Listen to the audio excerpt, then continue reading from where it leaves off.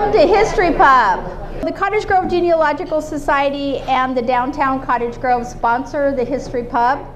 But in Cottage Grove we have a group of historic organizations that all work together. We collaborate, and those are the Cottage Grove Historical Museum, the Cottage Grove Genealogical Society, the Oregon Aviation Society, the Cottage Grove Historical Society, the Cottage Grove Library, Bohemian Mining Museum, and Singing Creek.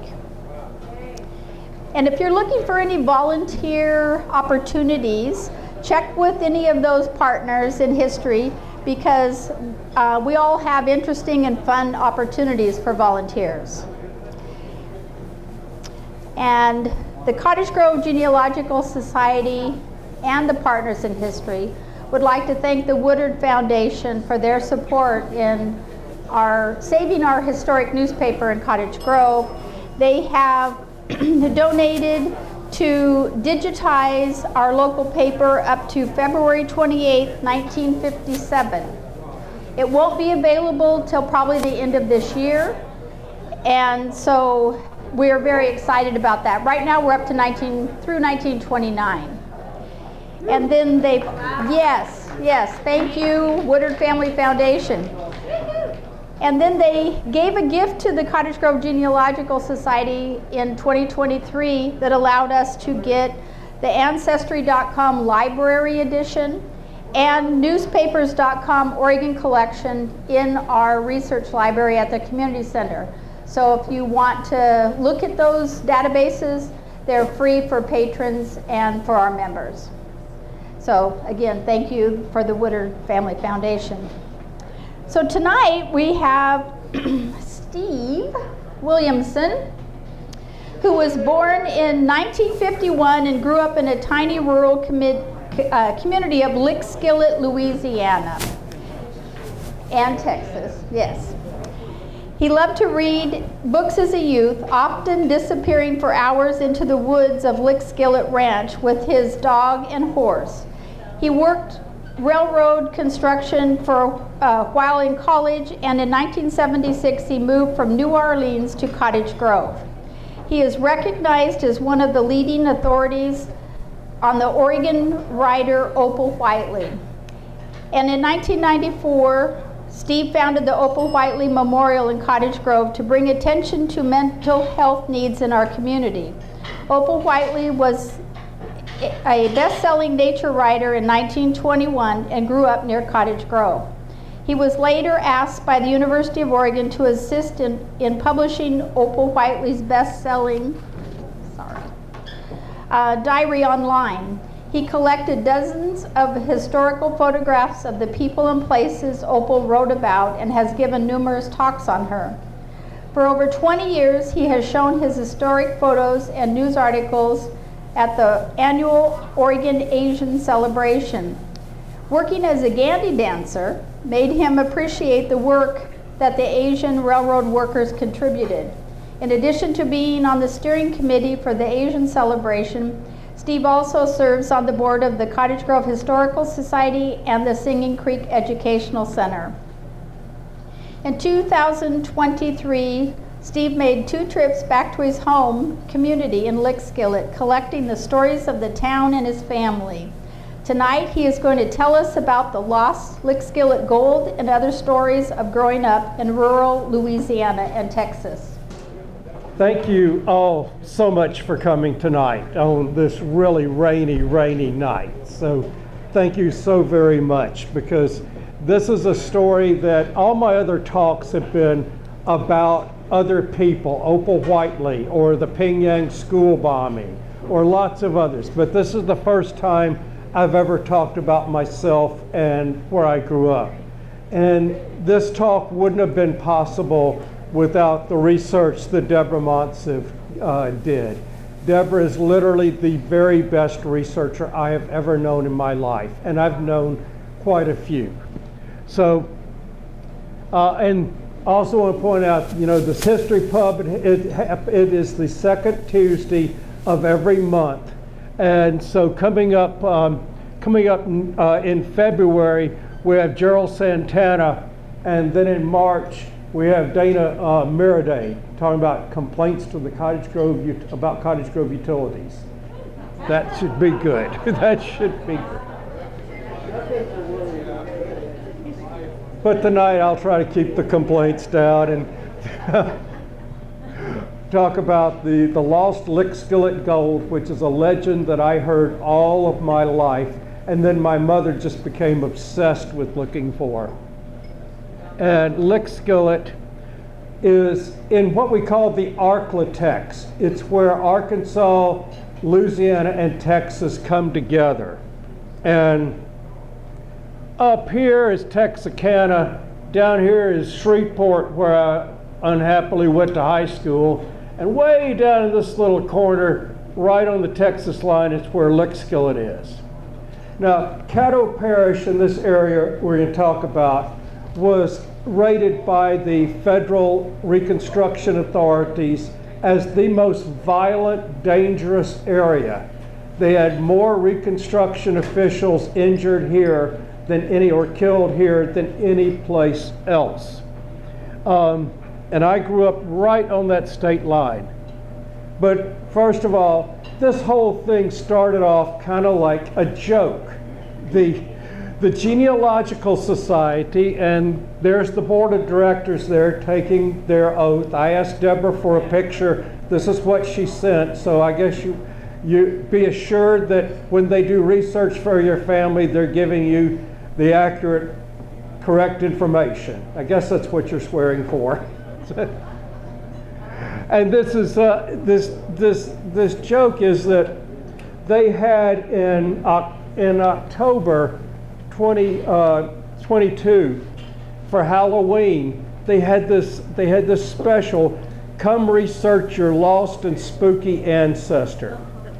And if it hadn't had that word spooky and been around Halloween, I probably would have just dropped it and not even thought about it. Because I'm known for researching other people's family, like your family and your family. You know, I'm not known for talking about and researching my own. I thought I knew everything worth knowing about my family. It wasn't all that interesting. But what they uncovered was this secret that had been in my family for generations.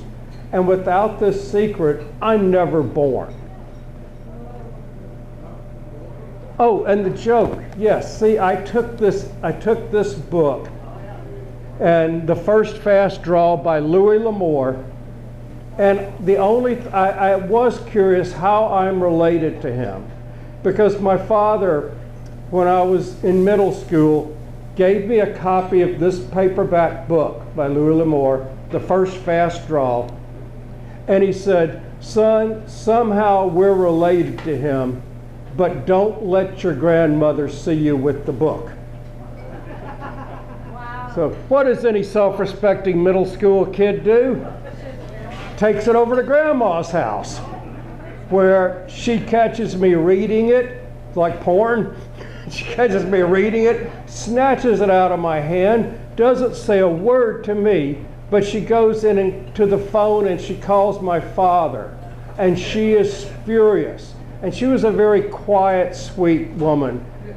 I never heard her raise her voice except about this. So I go home and I'm really apologizing to Dad. I'm so sorry, Dad. And Dad just shut me off and said, okay, son, that's it. Drop it. We don't talk about it anymore. Just drop it. So I did. 60 years pass, and the Genealogical Society has this little special where find your spooky answer. I want to know if I'm really related to this guy and how I am. And Deborah and the Genealogical Society did the work. This is my grandparents' Williamson's house. This is the house that I was in when I got caught reading the book. And the book is about this outlaw after Reconstruction, and the federal authorities named him as the very worst, most dangerous post-Civil War renegade, somebody who didn't quit fighting, who just kept killing kept killing Yankees, kept killing the freedmen bureaus after the war was over. But in these communities in East Texas, after this book came out, and this book paints him in a very good, almost heroic light. And at the end of the book, he and his new wife change their names and they ride off happily into the sunset. That isn't what happened in real life. But they made these Cullen Baker days in Bloomberg, Texas, and Jefferson, Texas, and East Texas.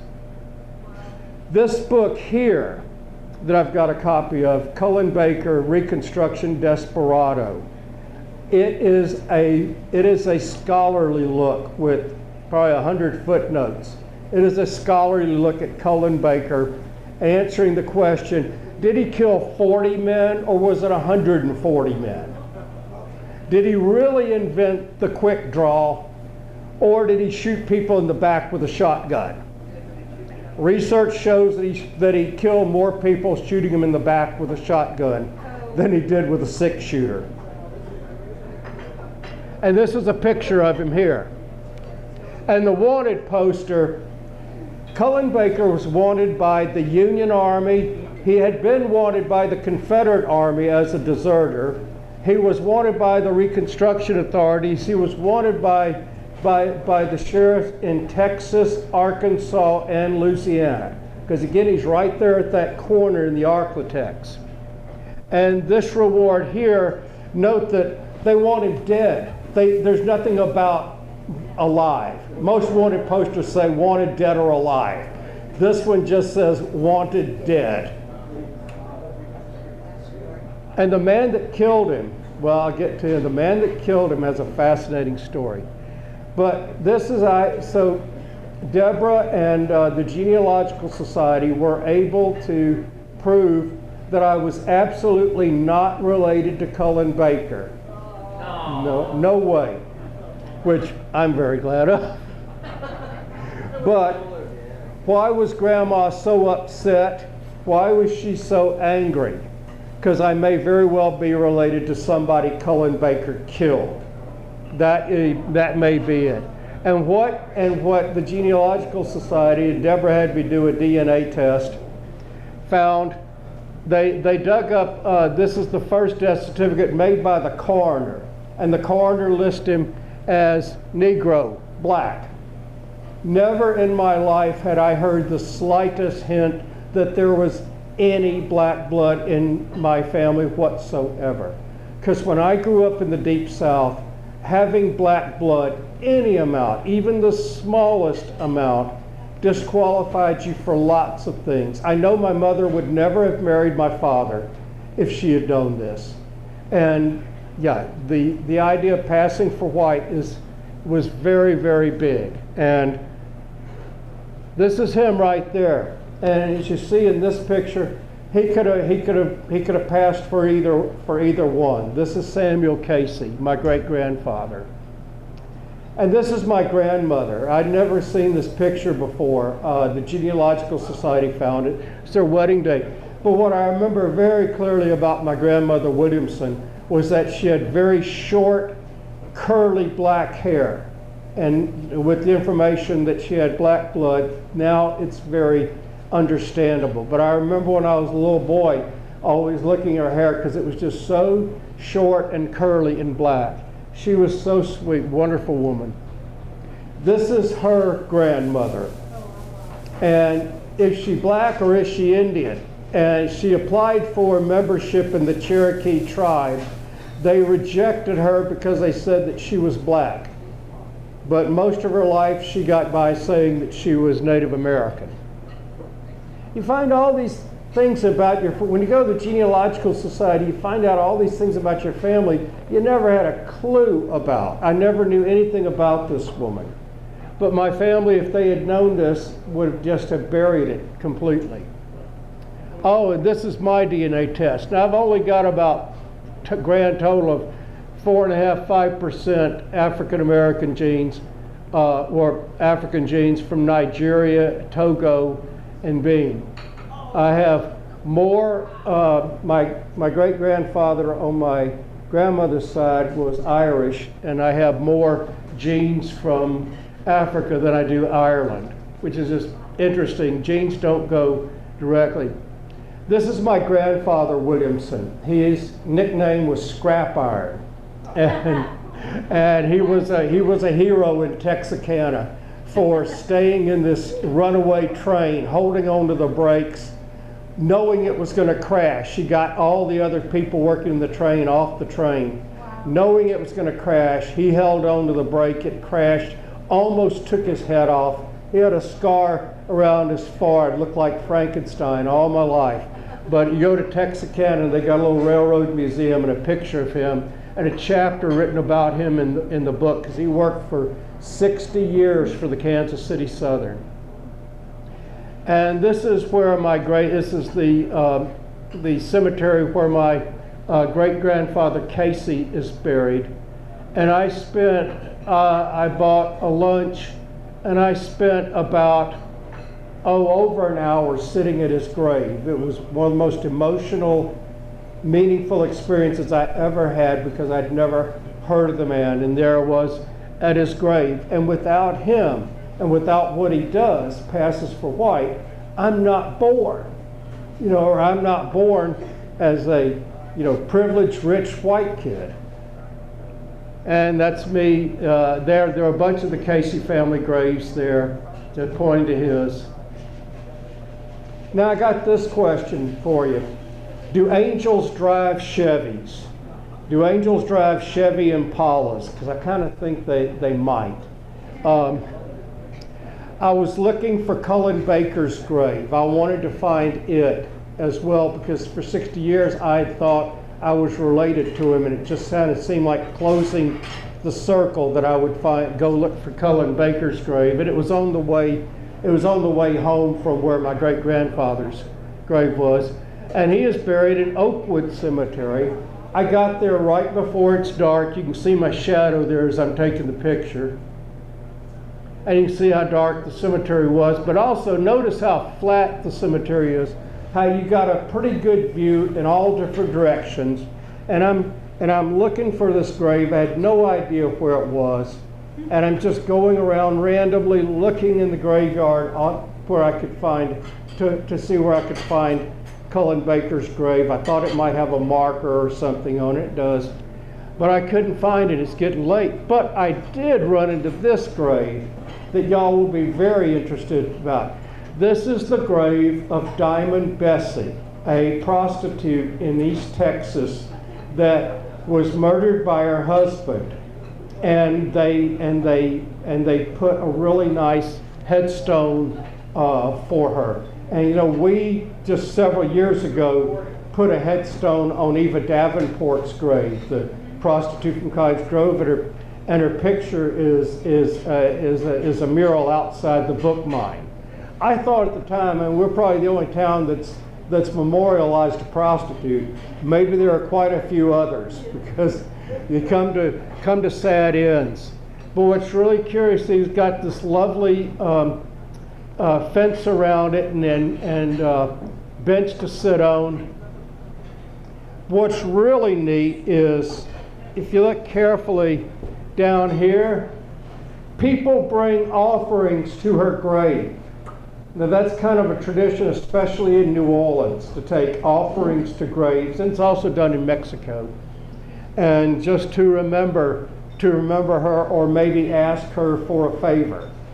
That's commonly done down there. And you see, it's getting really dark, and they're going to close the gates of the cemetery soon. And I'm nowhere near finding Cullen Baker. And I give you my word, I said a little prayer. I said, okay, God, if I'm supposed to find Cullen Baker's grave, I could use a little help.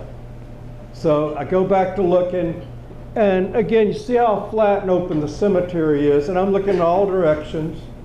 And a couple of minutes after I said that little prayer, this couple comes walking up behind me. I didn't see them. I didn't see their car come in. They were driving a Chevy Impala. I didn't see them. I didn't hear them. They saw me, I guess, and they just walked towards me. Whoa. Why?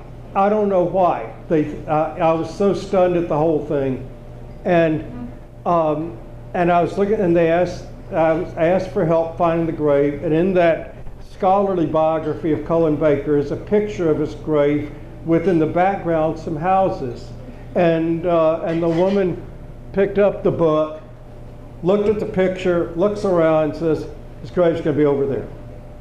Went, found it right there. I started to ask him, "Are you guys angels or something?" I really did, because it came out of the blue. I was so stunned, and so without the help of these angels to drive Chevys, I would not have found it.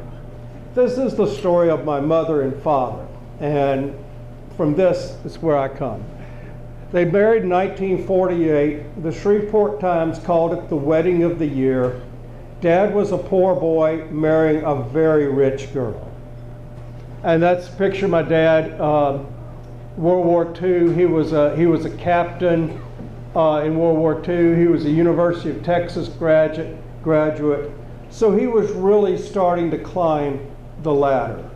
And he met my mother, and he always thought that she was a fairy princess, because my mother was from a pretty wealthy, powerful family, and married a fairy princess. Well, things went sour when I was about 7, and my parents broke up, didn't divorce, but my mother, on the orders of her father, my grandfather, moved me and my brother out to the Lickskillet ranch. And Daddy was not allowed to come. He was only allowed to visit there about 3 times a year. And that was orders of my grandfather. There is my grandfather. I hope I don't look anything like him. I used to call him the meanest man I ever met, and I guess he still is. Although he had some really good traits that he didn't show to his family. He was born very poor, and his father ran off from home, went down to Brazil, built the first railroad up the Amazon in 1911. Really? Yeah, got pictures of him. And my grandfather was just loved by his workers. I mean, they would have killed for my grandfather. He was like a general, and he was a really tiny man, but they all knew that he had come up and had been as poor as any of them. And he had to quit school when he was in the 4th grade and get a job and support his family. The net result was he didn't have any good role models as a father or grandfather, and he was feared by everyone in his family. Workers loved him. Family was all afraid of him. And I said, Dad married a fairy princess. This is the house that she lived in where they had their wedding. And this is, my grandfather built ponds and lakes every place he went. So this is a lake, and he liked wildlife, and he also liked shooting turtles' heads and shooting from, he would have a hole cut in the window and a chair where he could put his rifle up there and shoot things popping up out of the lake. Now, my mother was a pretty pampered girl. Now, some of y'all are old enough to remember the automobile, the Cord automobiles. They were really something in their day, almost like Teslas are today. Very high tech. I think the first automobiles to have front wheel drive. And this was her birthday present. My mother's 13 years old. Whoops. Yep, okay, that's the one. Okay, my mother's 13 years old with a brand new Cord. At that time, Louisiana didn't even require a driver's license. And this is Mom in her wedding dress, and as she was when I met her. So she was a very beautiful woman. And there's Granddaddy and my mother. Both of them were short. My mother was just about 5 feet, and you see that my grandfather is just a little taller than her. And that's the wedding party there, and mom and dad. And these are some of the few pictures. My family didn't take many pictures. These are some of the few pictures we have before we went to Lickskillet, when my brother and I were little boys, for Christmas pictures. So my grandparents moved to Lickskillet in 1947, and we were there until 1973. And you might wonder, where in the heck is Lickskillet, and where does that name come from?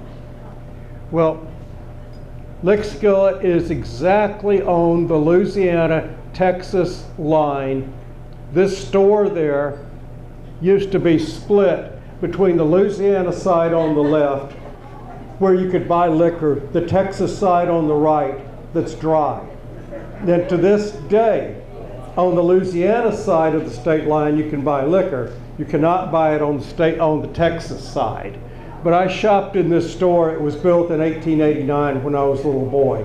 This was one of the primary places that I bought, Cokes and stuff. And this is the Lickskillet got named Bethany. That's when you look it up on maps now, the community's name is Bethany, although in the last 30 years or so, people have started using the name Lickskillet again, maybe partly as a thing to get tourists in. But the Baptists renamed it. The Baptists came to Bethany, and they called it a citadel of inequity. And they changed the name. What else do they call it?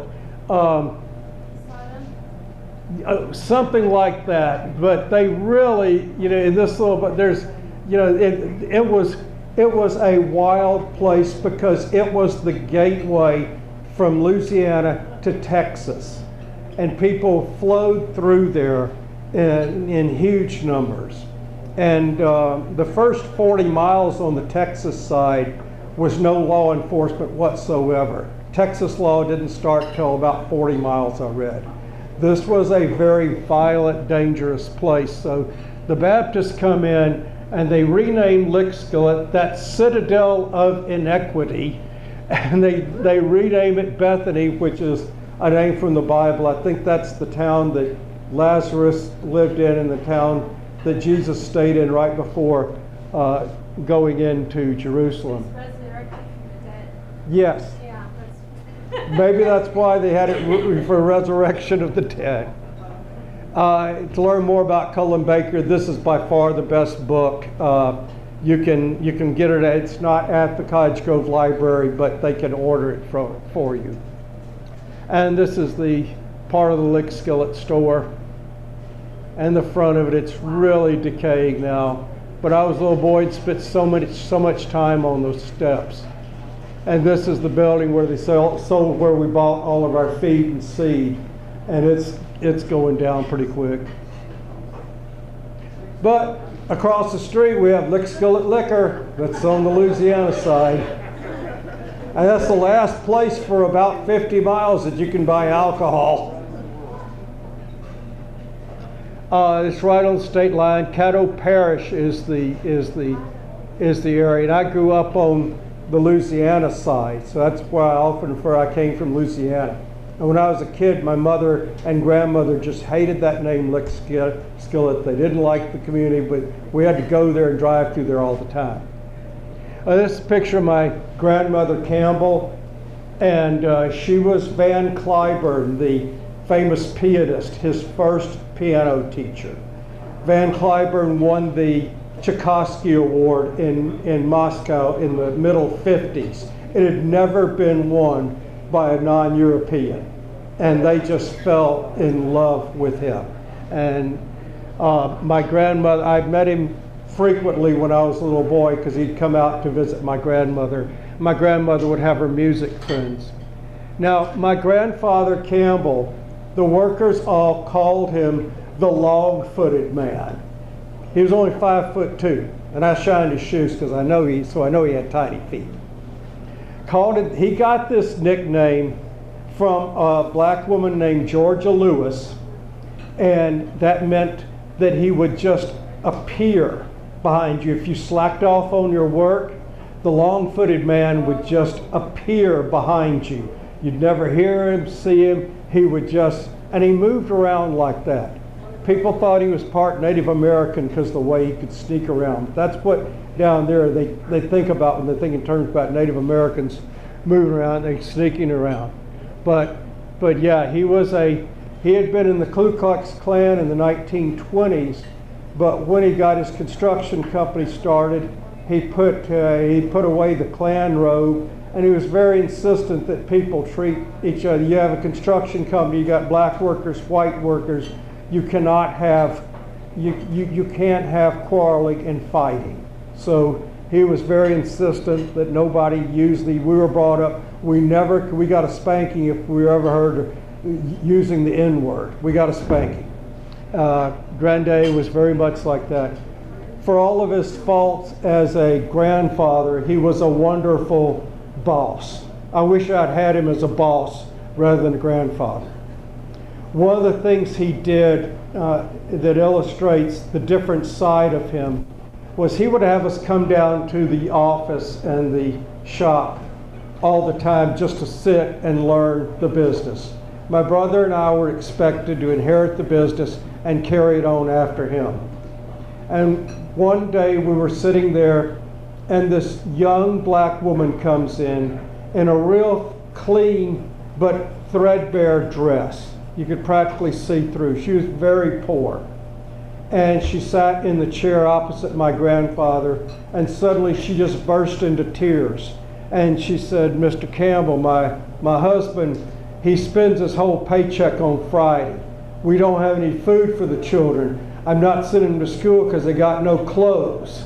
And just told him all that he was spending his whole paycheck. And because my grandfather's father had abandoned his family, he had zero tolerance for men who walked out on their families or mistreated them or spent all their paycheck on Friday. So I watched this powerful man that I was just so afraid of get up from around his desk and come sit right next to that young woman, take her hand into his so gently, and got right next to her and said, "I'm going to fix this." He just assured her he was going to fix this. First thing he does is tells the bookkeeper to start making out the man's checks in her name, which is very illegal, but Granddaddy could do anything in those days. So he had those checks made up, and then he went out in the construction yard, and he told the man, and I was looking out the window, and the man was working on something with a shovel, and he's out there, and my grandfather's telling him, and suddenly I see the shovel moving like a flag in the wind. He was so nervous what my grandfather's telling him. My grandfather talked to him maybe 15, 20 seconds, walked away.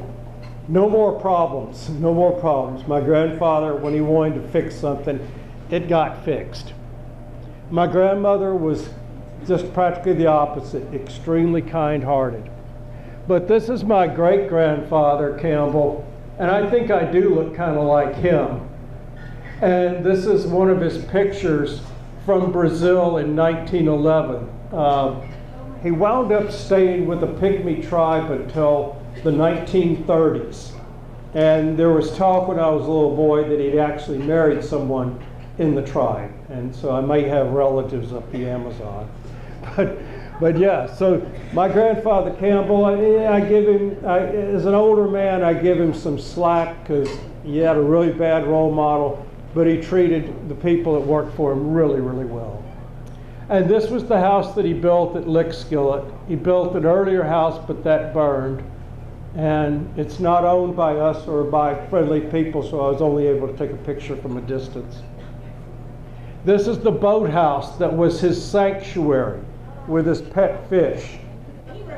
Yes, and there were certain places in the lake where we could fish, but we couldn't fish any closer to the boathouse, because if we did, we might catch one of his.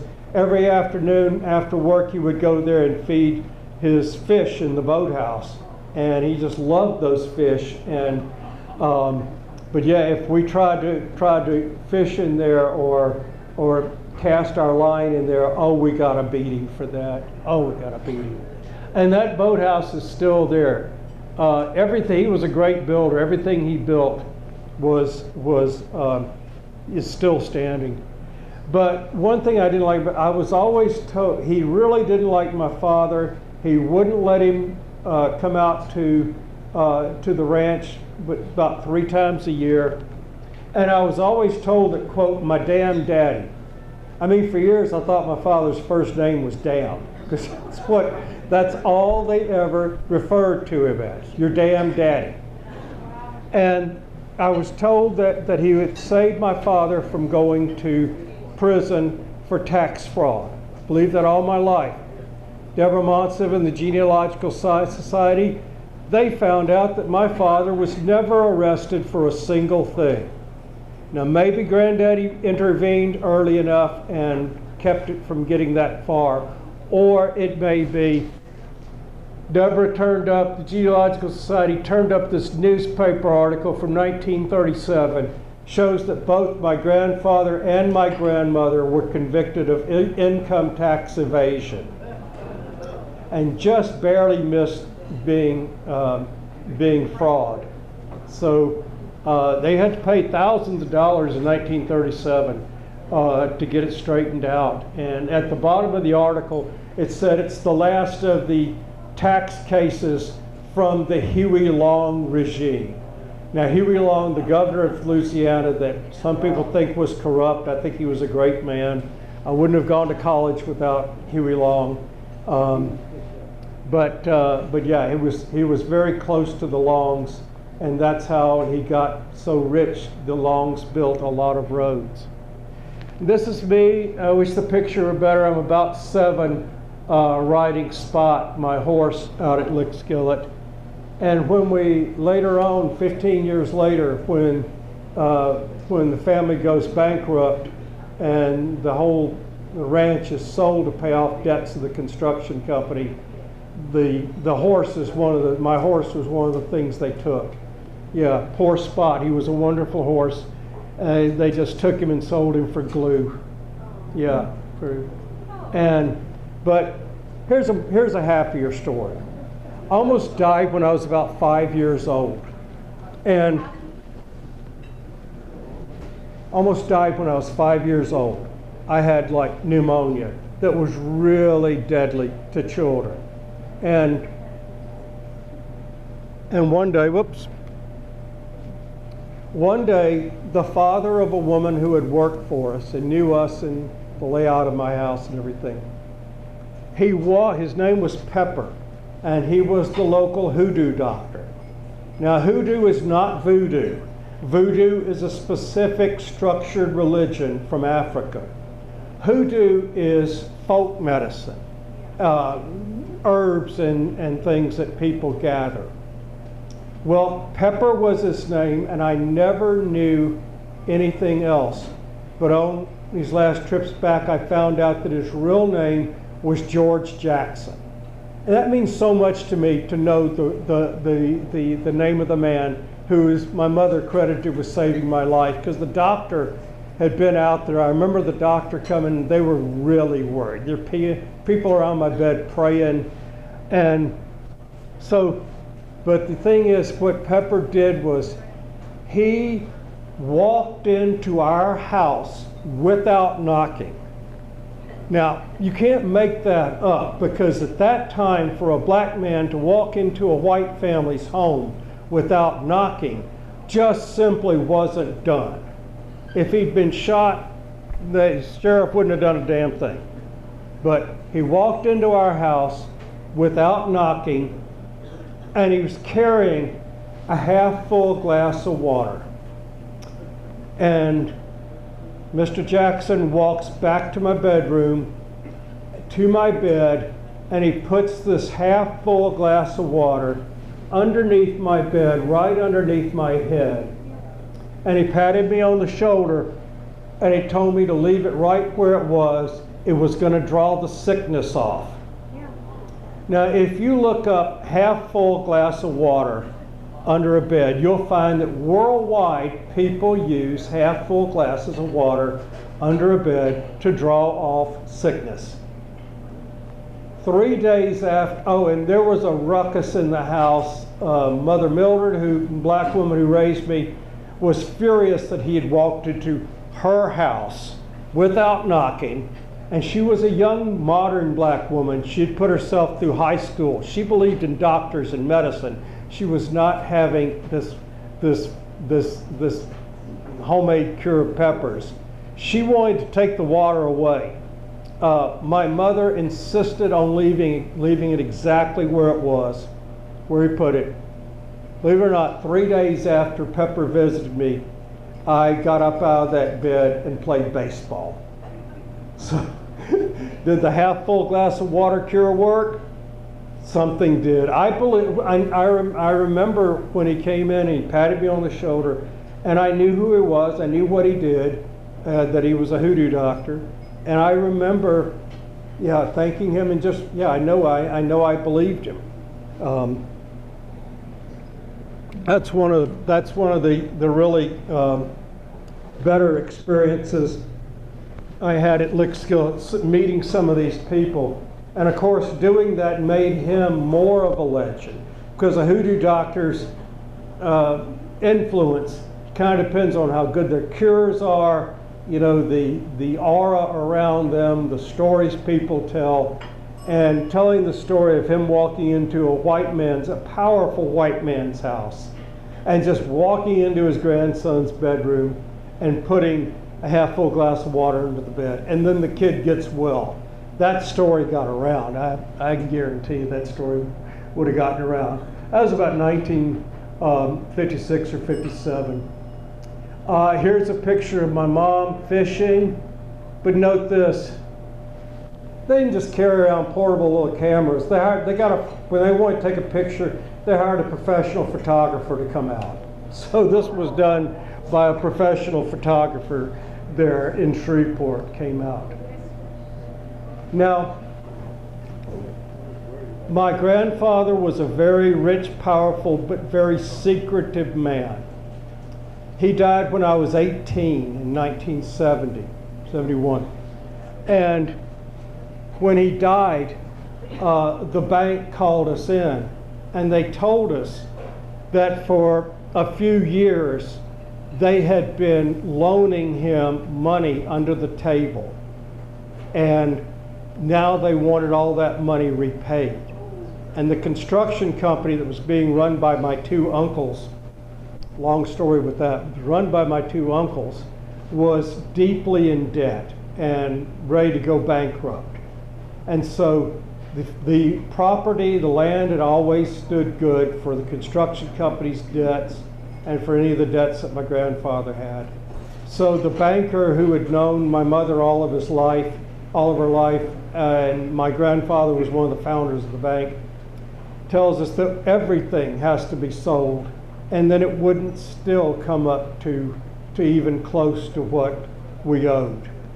I'll never forget, my mother never recovered from that. I don't think my grandfather did either.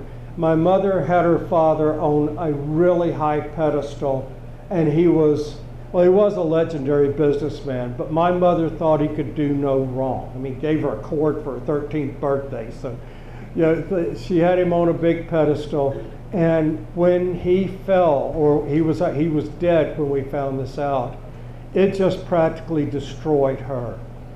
And in desperation to get money to save the ranch, she started me and talking to people about the gold, because we had heard about the Lickskillet gold, for years. And there was a legend that it was supposed to be in one of the corners of our property. Now, our property had been part of this big plantation that had been out there, but what corner and the original lines of the plantation, and was the gold ever even real? My mother had me digging all over that ranch for that gold. I remember one night, right before the bank was going to foreclose. We're out there digging at night. It's a huge rainstorm, like it was raining a little bit ago, and she was just screaming, and she was just broken, just really broken. And I've written that it was my first look at the madness that was going to consume her whole life. From that point on, my mother and my grandmother both went really downhill, because the man that they depended on, that they thought was always the rich, powerful, perfect businessman, he had lost a lot of money and he'd covered it up. So people to this day are still looking for the Lickskillet gold. There's two stories. Either it was gold stashed by a retreating Confederate army, or it was gold stashed by a plantation owner when the Union troops were coming through, because the Union troops went to every plantation. And I don't even know for sure. I know most people out there believe that there was gold. I don't know for sure. I know that it drove me crazy looking for it. But still out there, I'll show you another spot where people have looked for it in recent years. It really, and it wasn't supposed to be buried. There were alternate locations, the corner of the plantation, in a grave where there were Confederate soldiers buried, and various other places. But searching for it, and this little road here, I stayed in a house just off this road. I stayed half the time on the Lickskillet Ranch and the other half the time in Mother Mildred Hearn's house, who raised me. And this over here, that's where in the 1990s, somebody found something, and they went crazy digging in this little field right here. And it doesn't appear to have been found, because it does not appear to have been found.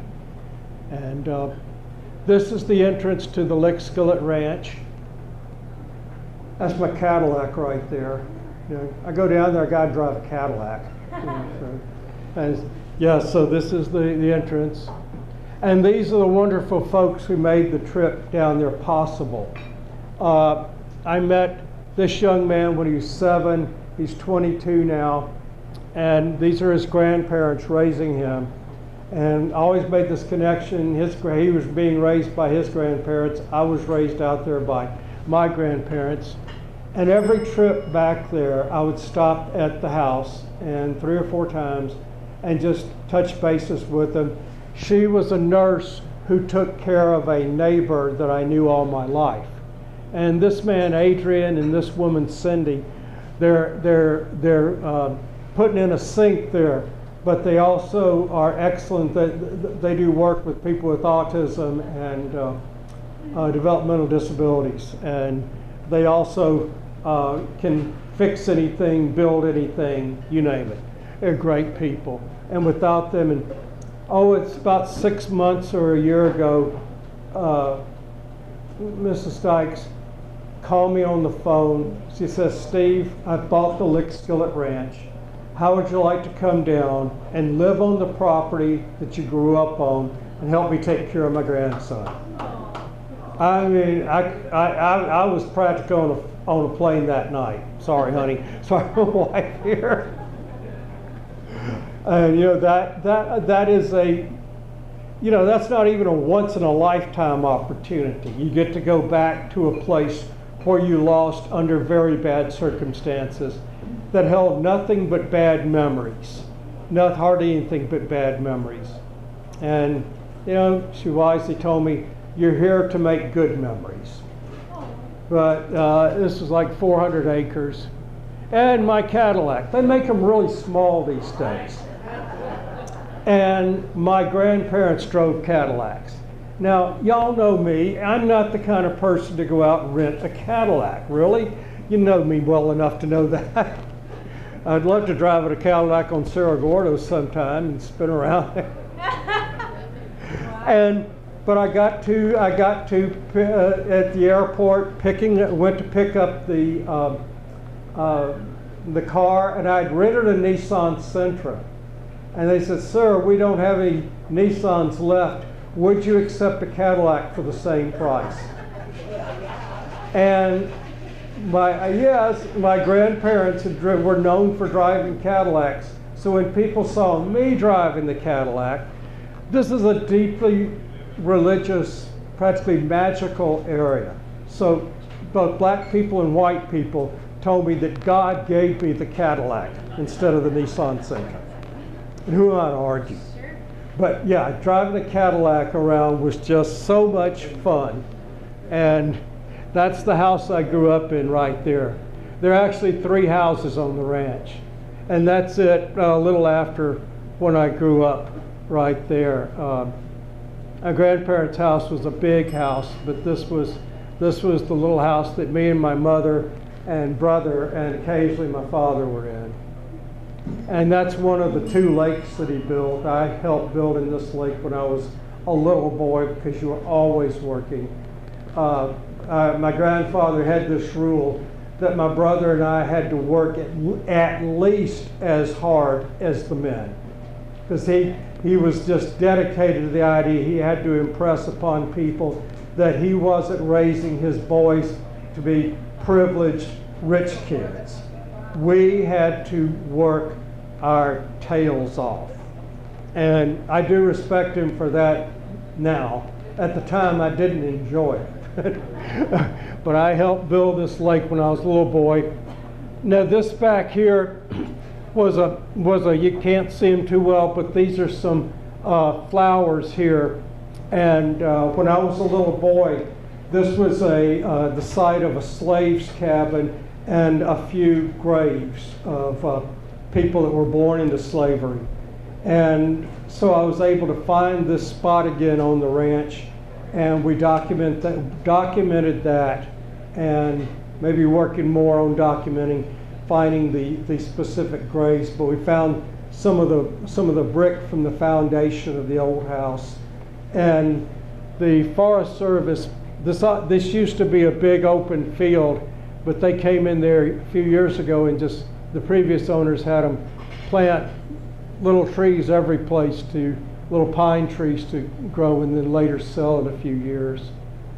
But yeah, finding that old cemetery, and I looked for several old cemeteries that people who were born into slavery were buried in. It's just another look at it. Oh, here we are, young man Gage, and we're in the little 4-wheeler on the back. Land has 400 acres, and we're just 4-wheeling all around it. Now we're going to go to another story. Oh, I wish this picture came through better. This is the woman who really raised me. My mother, being the generation she was from, and she worked in my grandfather's office, my mother spent very little time raising my brother and I at night. Yeah. This is the woman who raised us, Mother Mildred Hearn. And she just died a few years ago, and I stayed close to her all these years. And yeah, just love her. And we're going to talk about her. Call her the saint with a switch, because we used to get spankings all the time for practically anything. If I came home from school one time and I'd gotten in a fight, I said to Mother Mildred, I said, he hit me upside the head. Oh my God, we were not supposed to talk like country trash. He hit you in the head, bam, and she whacked me. And yeah, I got so much trouble for saying upside the head. And there's a couple of other pictures. You can see her smile, just a wonderful heart inside this room. One of the finest people I've ever known in my life. And without her, I would not have had a functioning grandmother. My grandmother had very bad depression.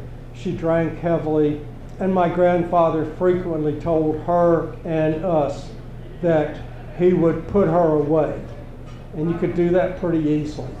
And so she lived under that shadow, and Mother Mildred protected her and got her to, protected her, hid the alcohol that she went into town to get from a druggist. Yeah, got alcohol from a druggist as a prescription instead of buying it from the store. And this is her daughter and son-in-law, Nettie and Mac, and Karen and I.